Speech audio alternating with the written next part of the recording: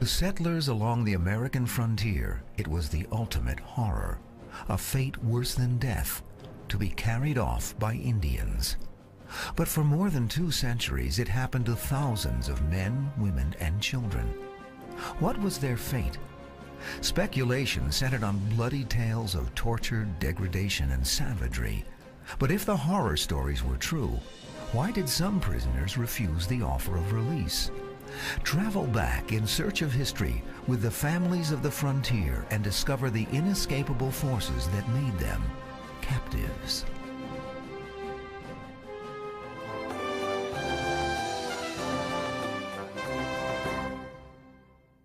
It is 1682 in the colony town of Lancaster, Massachusetts. Mary Rowlandson, wife of the local minister and one of the few women who can read and write, publishes an account of her capture by Narragansett Indians some 7 years before. Bullets seemed to fly like hail. Some in our house were fighting for their lives, others wallowing in their blood. The house on fire and the bloody heathen ready to knock us on the head. Mothers and children crying out for themselves and one another, "Lord, what shall we do?" Rowlandson, home alone while her husband is traveling, is captured along with 3 of her children and a number of other Lancaster residents. Her captivity lasts just 3 months, but during that time she endures a 20-day forced march in the dead of winter. She sees one of her children, wounded in the initial attack, die along the trail. To Rowlandson, the Indians are inhuman. She credits any kindness they show her to direct intercession by God. After she and her remaining children are ransomed and returned home, Rowlandson writes her account. It becomes one of America's first bestsellers. Captivity narratives, almost from their beginning in the very earliest of the colonial era, are immensely popular. These are being written in the days before novels are being produced, when people's options for reading material is very limited sometimes only to an occasional newspaper and the Bible. Indian captivity narratives had all the elements of popular literature today. They could be violent. They could show scenes of abject brutality. They hinted at rape. They were lurid. They were sensational. They also have very shocking images. They have images of young women being killed, children being killed. These images, part of America's first pulp fiction, make their way to the movie and television screens in the 20th century, become part of America's collective consciousness. The wild Indian carrying off maidens, cutting down men, subjecting captives to mysterious rituals and unspeakable torture. But how much of this is true? And how did it all begin? Before Europeans reached North America, individual tribes often fought one another. Indians go to war for exactly the same kind of reasons that Europeans do. Indians go to war to defend their homes. Indians go to war to advance or protect their economic and political interests. Indians go to war with the explicit purpose of punishing their enemies. But Indians are also going to war with the explicit purpose of finding captives to bring back and to adopt into their nation. Adoption is an ancient custom, a way to strengthen a tribe, both in numbers and in bloodlines. It is used to ease the loss of death by replacing the deceased with a captive and maintain the balance of tribal power. But that balance is about to shift. In the 15th century, the Spanish arrive, enslaving the tribes in massive numbers. To them, captives are property to be sold or exchanged. From the very beginning, when Columbus came, and then when the French came, and when the Portuguese came, and so forth, each group took Indian captives. They took them, they frequently used them as slaves. They oftentimes brought them back to Europe, put them on displays in markets. In the 16th century, the English and French moved their long-standing rivalry to North America. The struggle becomes territorial. Treaties and alliances with the native tribes are made and broken.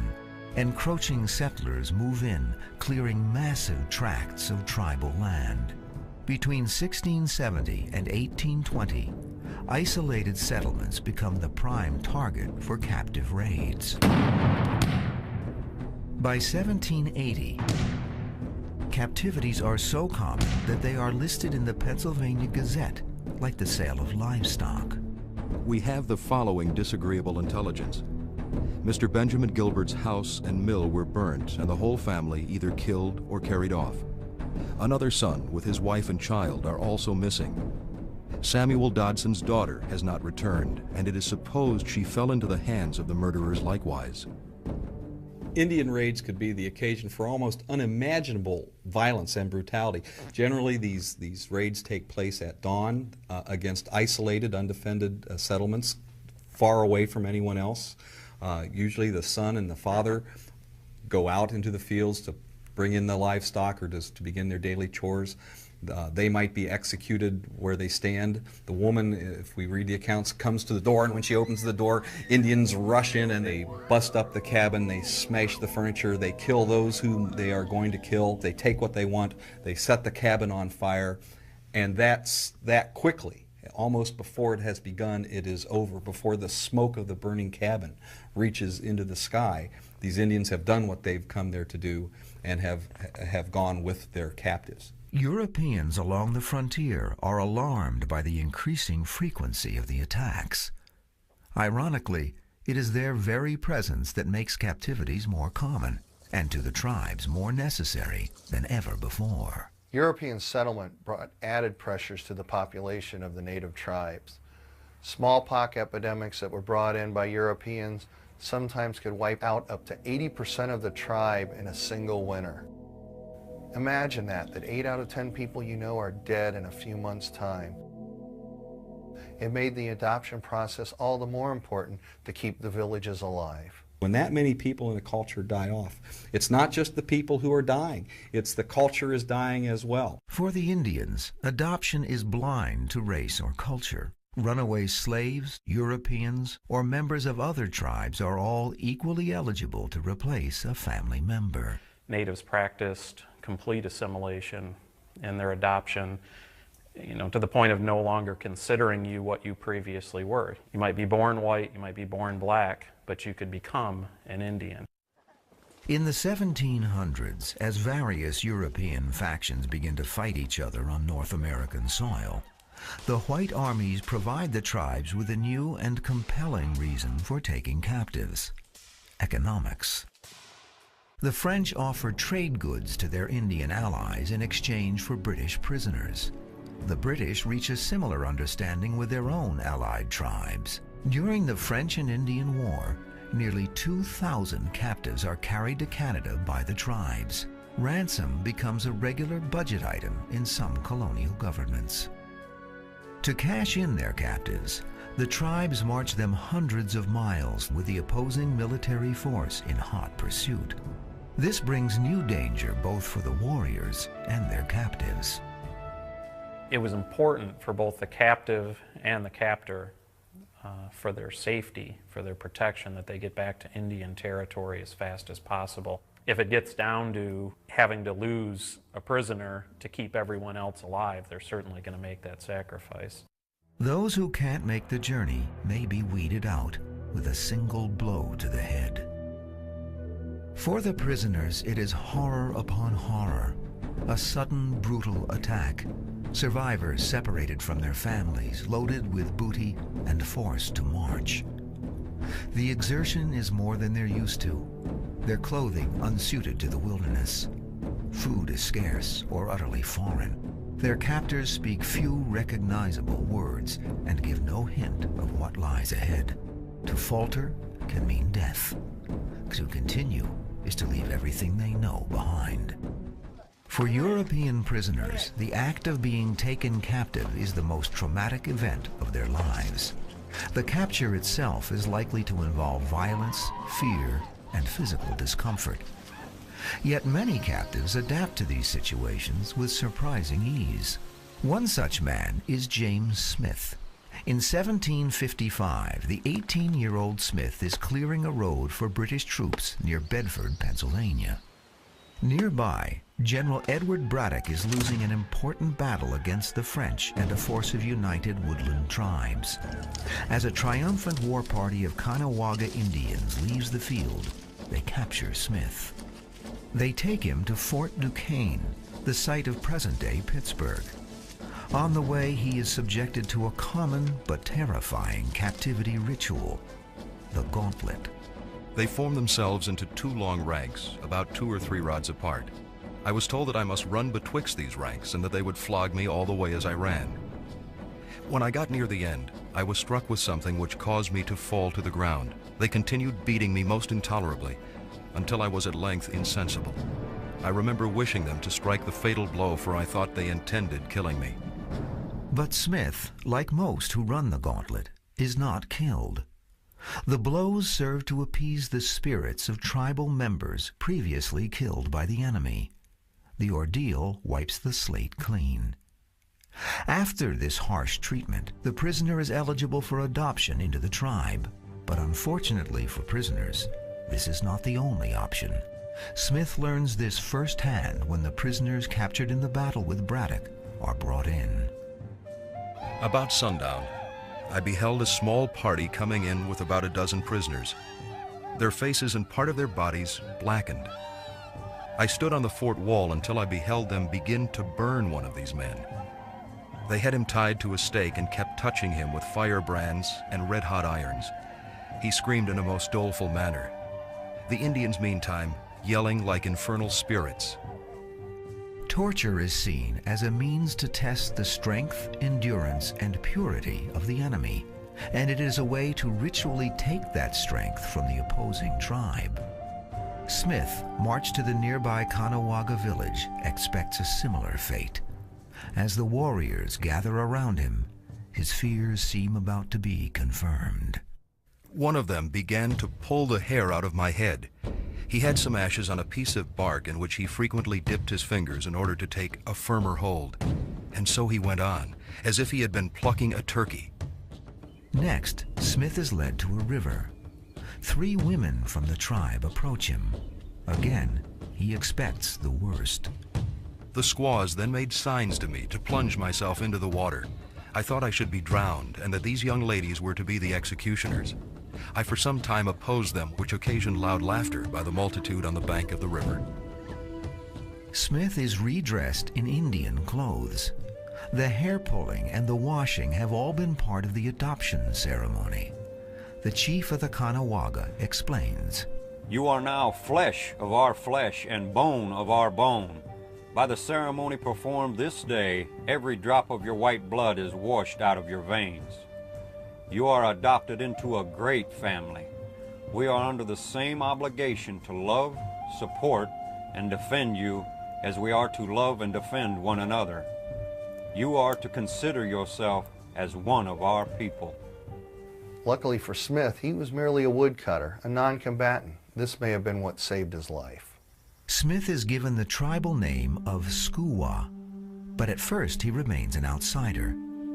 His constant reading of a few hoarded books and his daily scribbling in his journal seems strange to the tribe and somewhat foolish. When the books disappear, Smith is sure his captors have purposely destroyed them. Only after Smith returns from a seasonal hunt does he discover the truth. The books were found while he was away and carefully protected and saved for him throughout the long winter. The gesture makes Smith reassess his captors. This is the first time I felt my heart warm toward the Indians. Though they had been exceedingly kind to me, I still before detested them on account of the barbarity I beheld after Braddock's defeat, but I now began to excuse the Indians on account of their want of information. But it is the Caughnawaga who educates Smith. As the years go by, he records the particulars in his journal: how to hunt and plant, how to build a lodge and hollow out a canoe. He learns the secrets of surviving in the wilderness. When we had plenty, the hunters spent their time in singing and dancing. They appeared to be fulfilling the scriptures beyond those who profess to believe in them, living in love, peace, and friendship together without disputes. In this respect, they shame those who profess Christianity. One winter, Smith becomes trapped by a blizzard in an isolated wigwam. With him is Te-Kare Tanego, a lame but respected elder, and a young boy, both members of Smith's adopted family. Their food runs out. As the days drag on, Smith is certain they will starve. Te-Kare Tanego tells him not to be afraid. The Creator sometimes suffers us to be in want in order to teach us our dependence upon Him, and likewise to know the worth of the favors that we receive and to make us more thankful. Be assured that you will be supplied with food in the right time. He has enough knowledge of the woods now. If he wanted to make a break for freedom, there's an excellent chance he could do it and get away with it. Instead, the feelings he has towards his new family are so strong, he continues his hunt, brings down game, brings it back, and feeds everyone, essentially saving their lives. Though close to his adopted family, after nearly 5 years, Smith decides to return to white society. The Indians don't stop him. He takes with him his journals, his understanding of the natives, and their ways. The portrait that Smith paints of his Indian captors is very complex and extraordinarily revealing, and at times very affectionate. But Smith is a complex man. He becomes a very well-known evangelist preacher later on in his life. And he, at that point in his life, he refers to the Indians as pagans. Smith seems to be appalled by the violence that he sees when he's a captive, and yet there is true affection between him and his Indian captors. Ironically, Smith is best known in later years for his work in the British military as a colonel, training ranger troops to fight Indian style. In 1753, a disturbing frontier trend is identified by no less an intellect than Benjamin Franklin. When an Indian child who has been brought up among us, taught our language, and habituated to our customs, goes to see his relations, there is no persuading him ever to return. Yet when a white person of either sex has been ransomed by their friends, in a short time they become disgusted with our manner of life, and take the first good opportunity of escaping again into the woods from whence there is no reclaiming them. It's an assertion that seems indisputable. Attempts to westernize natives were, by and large, disastrous. When you took these young children out of their own culture and put them into these white settings, everything was so foreign to them that it proved very traumatic on them personally. In many cases, they would run away from these schools and go back to their parents. In some cases, if they stayed in school, by the time they came back to native culture, they lost most of their abilities and skills in hunting and in warfare and things which the Indians highly valued and were, considered to be semi-worthless at this point. But for white children who are adopted into Indian cultures, the prospects are more appealing. There are many differences between the way a child would be raised in white society and the way a child would be raised in Indian society. White society then as now is dominated by strict rules, by schedules. Discipline is harsh and frequently applied. Indian children, as adoptee James Smith observed, are raised quite differently. They seldom ever whip them. Their common mode of chastising is by ducking them in cold water. Therefore, their children are more obedient in the winter season than they are in the summer. Another period commentator made the point in his writings that if your children were ever captured by Indians, he basically said, don't worry about it, that there were certain things in Indian culture that might be foreign to them or hard for them to immediately adapt to, but generally they were going to be just as happy and just as comfortable and just as safe in that culture as they would be in yours. The captivity narrative of Oliver Spencer, age 11, taken in 1792 outside present-day Cincinnati, is typical. Spencer is paddling down the Ohio River when the boat is attacked by a couple of Indians. A couple of people are wounded. Then, as Spencer tells it, the Shawnee warrior suddenly steps in front of him and makes an unexpected move. Instead of seizing me violently, he extended to me his hand in token of peace. I took it, and from what I had heard of the character and customs of the Indians, I became at once calm. What's amazing about this is that despite the enormous brutality of the raids, the act of capture is nearly always extraordinarily gentle in how it's done. An Indian will step in front of a white person and offer his hand and takes the captive by the hand. An Indian will step up to a white settler and place his hand on his shoulder. And that's the act of capture. Spencer's actions and his age improve his chances for survival. I think your demeanor when you were captured could certainly impact how the Indians perceived you as a potential adoptee. The Indians weren't looking for cowards to assimilate. They were looking for people who were bold or brave. And so we see some captives, when they realize that they have no hope to fight, to escape, a lot of times they'll come forward and shake hands or act as if they were happy. In some cases, captives had themselves read previous people's captivity narratives. So to a certain degree, I think people on the frontier may have been aware of some of the etiquette involved in captivity. When the two warriors go hunting, they leave Spencer tied only by his sleeves.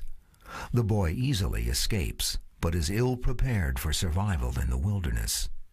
He describes a meal of raspberries and a cold, uncomfortable night. Then he hears the sound of his captors searching for him. Fearing that if I waited for them to find me, they would tomahawk me where I lay, I determined at once to return to them. Springing up, I ran to the thicket and uttered the truly childlike excuse, "I have been out picking raspberries." Spencer's captor, angered by the transparent lie, decides the boy has become more trouble than he's worth. With a look of fiendish malice that almost froze my blood, he raised his rifle to his shoulder, intending to shoot me. At that moment, the generous white loon interposed, and throwing up the muzzle of the nearly leveled rifle, saved my life. Spencer is brought to an Indian community near modern-day Defiance, Ohio, where the Auglaize and Maumee rivers meet. There, White Loon buys Spencer from the Shawnee and turns the boy over to his own mother, Kukachi, a powerful woman and prophetess who guides the Mohawk tribe's every action. Spencer recounts his first impression. I could not help looking on the old woman with superstitious fear mingled with awe. I did not believe that she was divinely inspired, but thought it more than probable that she held intercourse with evil spirits. Kukuchi at first is reluctant to adopt this rather bedraggled specimen of a boy. After a very short time, her motherly instincts kick in and she nurses him back to health. As Spencer grows accustomed to daily tribal life, he soon gets a chance to prove himself.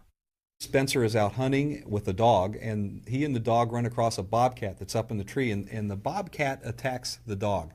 And Spencer, who is unarmed except he has a tomahawk, wades right in trying to save the dog, and he kills the bobcat. Kukachi sees this as a powerful sign. Spencer, she prophesizes, is to be a great warrior. And to a 12-year-old boy, this is an amazing circumstance. Indians are extraordinarily successful about being able to acculturate young people into their society, and that's exactly what they're doing here. Spencer responds to that. From that time on, he is absolutely at ease with his new family, with his new culture, with his new home in the wilderness. Spencer is with the Mohawks for 7 months when White Loon arranges a ransom. Spencer is eventually turned over to the French, who will return him to his parents. The boy realizes the imposing but soft-hearted Kukachi is sad to see him go. She spoke of the happiness of my family, especially the joy of my mother at my safe return, then of her own regret in parting with me, having, as she said, begun to regard me as her child. She was affected even to tears as she bade me adieu. Had Spencer spent years with the Indians, he may be like many others who simply refused to come out when the time came. People who would have been a person who would have been happy to spend the rest of his life with his adoptive people. The frontier is littered with people who had a foot in each culture. Men are able to move more or less with impunity between Western and native cultures. Often called white Indians, these men are admired for their tracking and survival skills and are much in demand as explorers and interpreters. Oftentimes when traders came into a Native American village to set up their trading post, they would take a wife from the local tribe. Their new wife could help them fit socially into the community, so they knew all the do's and don'ts when they were transacting with the various people. Some traders had a wife in the East Coast and then had a frontier wife at his trading post that he just thought of as part of a necessary piece of business. Men could lead this kind of double life, but for women it was different. Any woman who was thought to have had sexual contact with an Indian, willingly or unwillingly, was seen as tainted. Even Mary Rowlandson, the author of the first captivity narrative and a proper minister's wife, feels obliged to stress the point. I have been in the midst of those roaring lions and savage bears that feared neither God, man, nor the devil, by night and by day, alone and in company, sleeping all sorts together, and yet not one of them ever offered the least abuse of unchastity to me in word or action. Tribal adoption traditions and incest taboos often protect these captive women. The Indian who captures this woman may the next morning be her brother. This woman on the next day may be his mother, and of course they're not violated in any way. Once adopted, true assimilation for most women was dependent on their age at the time of capture. A lot of the older women, I think, wanted to get back to their families in white society. I think it would be romanticizing to say that these people who had lost their families loved Indian society and they didn't care about their husbands and children. But for a child or a young girl who was coming into these societies, they did offer love, affection, very strong family ties. Within many of the native cultures and societies, women still held very influential positions of power. Often property was passed through matrilineal ties. In some cases, the women had essentially control or say over who were going to be the leadership, the male leadership of the tribe. And so for a woman going into native society as a captive, if she acculturated, she might actually end up with a lot more freedom and a lot more autonomy than she might have had she stayed in white society. For those who have assimilated, rescue becomes another form of capture. One of the most disturbing examples marks the end of the conflicts between the British and the Great Lakes tribes. In 1763, the Indians are defeated, and the terms of the surrender are absolute. The defeated tribes must return their white captives, not just those obtained in recent battles, but dating back to the first skirmishes along the frontier, some 20 years earlier. A British commander on hand to enforce the exchange describes the scene. The Indians delivered up their beloved captives with the utmost reluctance, shed torrents of tears over them. Some women who had been delivered up afterwards found means to escape and run back to their Indian towns. Some who could not make their escape clung to their savage acquaintances at parting and continued many days in bitter lamentations, even refusing sustenance. But perhaps the most famous or infamous case of a captive who refused to return is the story of Eunice Williams, daughter of John Williams, a Puritan minister in Deerfield, Massachusetts. That congregation was attacked in 1703 and 1704, and over 100 people were taken.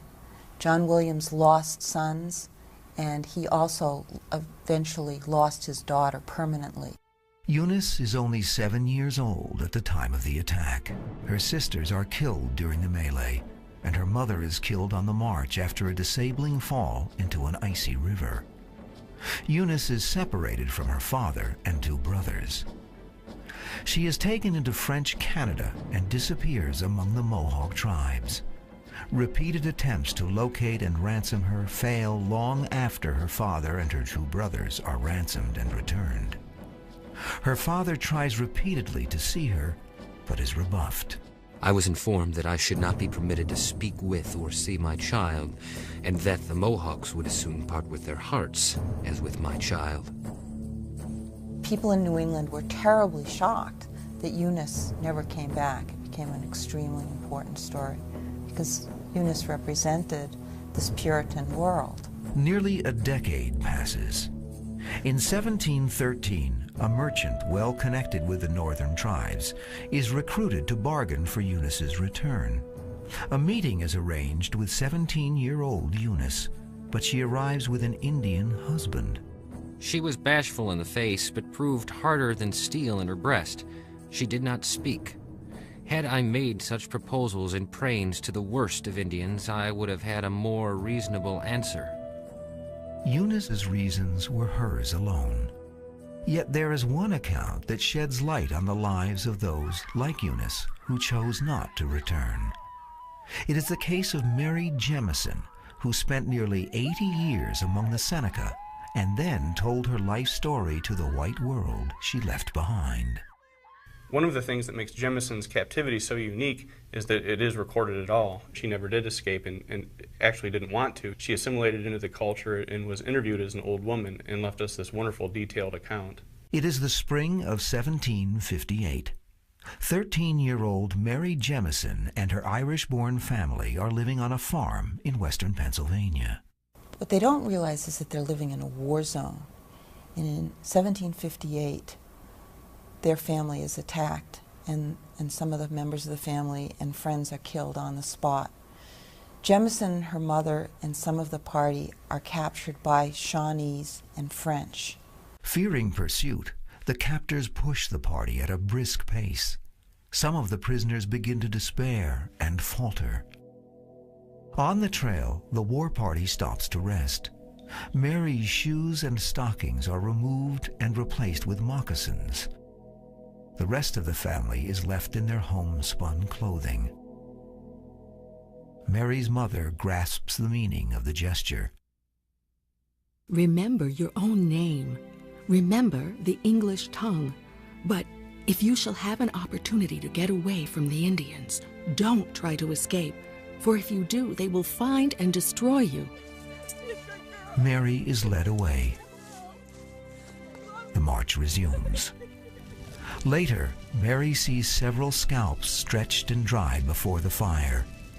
The length and color of the hair are all too familiar. In the course of the night, they made me to understand that they should not have killed my family if the whites had not pursued them. After 5 grueling days, the war party arrives at Fort Duquesne in Pennsylvania. Mary's face is painted and her hair is combed. She is examined by 2 older women. They are Senecas, a branch of the Iroquois tribe. An agreement is reached. Mary is taken to the Senecas' summer village along the Ohio River. She does not know it yet, but the women who claim her have the ultimate say in her fate. In Iroquois society, for example, women had a considerable amount of power. They also were very important in terms of these captive issues, in terms of deciding who was going to be adopted into their own family. And the captive, whether it was a male child or a female child or a young adult, was chosen by the woman of the family. Once at the village, Mary's clothes, now worn to rags, are replaced with Indian dress. The women of the tribe welcome her. Mary is to be adopted for a very specific reason. Our brother is dead. He has seen our distress and sent us a helper. Let us receive her with joy. She is our sister. In the place of our brother, she stands in our tribe. The idea of replacing lost family members with these white captives isn't always a one-to-one proposition. We often find that you might have a man, in essence, filling the place of a woman, or a child replacing an elderly individual in the family. The advantage for the captive in these kinds of situations is that most often you, in essence, inherit the honors or titles of the individual you replace. So even though you might be a 15-year-old boy, if you're replacing a high-ranking individual of a more elderly status, you get a certain amount of his prestige comes with the job. Mary soon adapts to the routine of the village and comes to love her adopted family. The warmth of their feelings The kind reception which I met with and the continued favors that I received at their hands riveted my affection for them so strongly that I am constrained to believe that I loved them as I should have loved my own sister had she lived. But when her sisters arrange a marriage for her, Mary is hesitant. The idea of spending my days with him at first seemed perfectly irreconcilable to my feelings, but his good nature, generosity, tenderness, and friendship toward me soon gained my affection. When Mary has children, she abandons all thought of returning to white society. I had a large family of Indian children that I must take with me, and if I should be so fortunate as to find my relatives, they would despise them, if not myself, and treat us as enemies, or at least with a degree of cold indifference which I could not endure.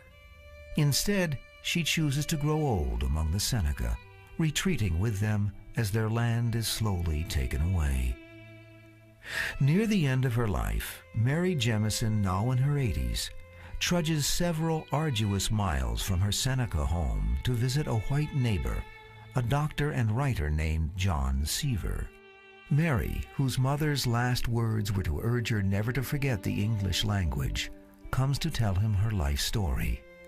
The account remains the only one of its kind. At the start of the 19th century, captivity narratives begin to change. Once the returned captive has told his or her story, each with their own omissions, misinterpretations, or embellishments, the editors and publishers take things a step further. Mary Jemison's second husband, a Seneca warrior named Hiokatu, is one of the first targets. One of the most egregious examples of editorial license is in the case of the Mary Jemison story, where James Seaver was obviously not getting what he wanted from Jemison. And so he goes to a person who is allegedly her cousin, and turns out not to be her cousin at all, who says terrible things about her husband Hiokatu. And those things are just lifted and put as a whole chapter into the book as if she said them, and she didn't say them at all. She says about her husband that he was a very kind husband to her.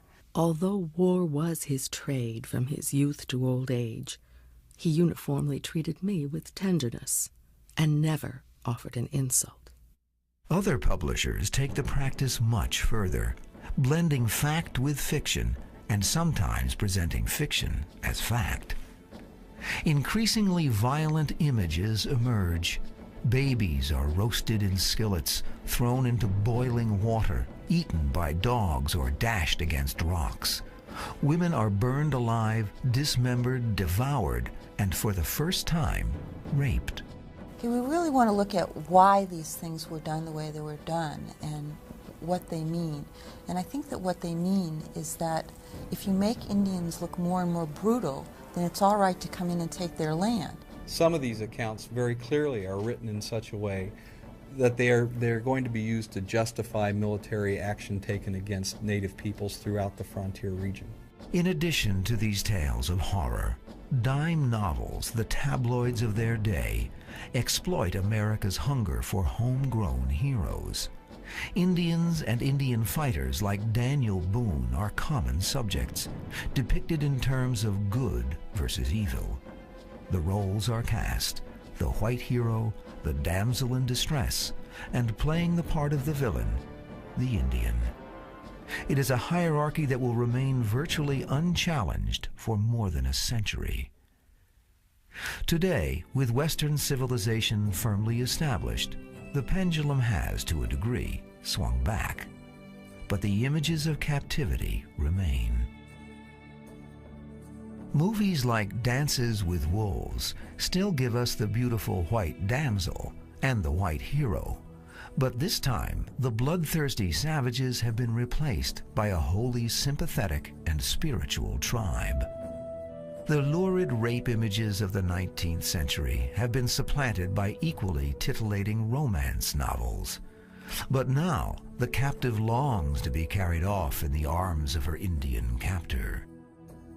The details of the original narratives are now largely forgotten, and certainly few now remember the ending to the most famous captive story of its day, the unredeemed Eunice Williams. The woman who was coldly memorialized with a plaque that reads, "Eunice Williams married a savage and then became one," has another memorial.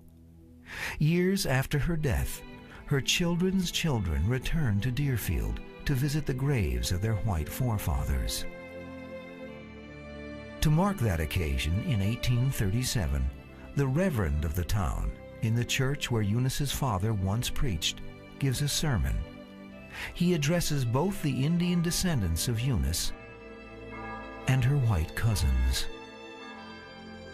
We must consider this remarkable illustration of the truth, by which the blood of two races so distinct and unlike, and once so hostile and irreconcilable, has been blended together. We must recognize with pious humility the workings of mysterious providence which has mingled your blood with ours, and which admonishes us that God hath made of one blood all nations of men.